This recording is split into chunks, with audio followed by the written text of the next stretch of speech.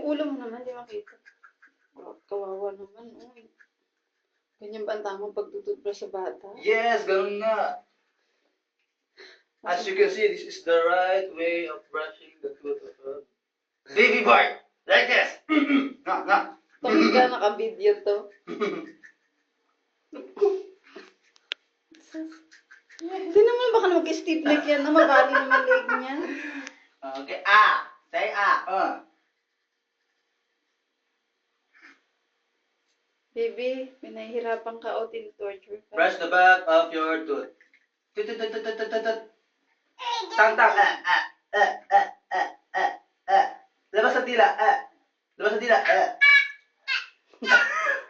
Ang dila, hindi sound. Sinasakal mo naman.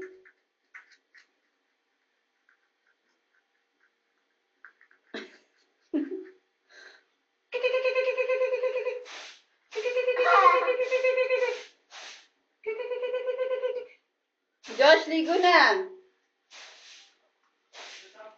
Now is the girl time. Girl. Akala ko girl. Girl. Spit out. Ay. Oo nga, girl nga. Yeah, that's good. That's right. Tapos mo naligo yan? Spit in. Ano oras pasok mo yan? May hapon pa Spit rin out. ba? Spit out. Walang pasok. Wala pa ng pasok. Spit out. Spit out. May iwan si tito mo kasi mag-review.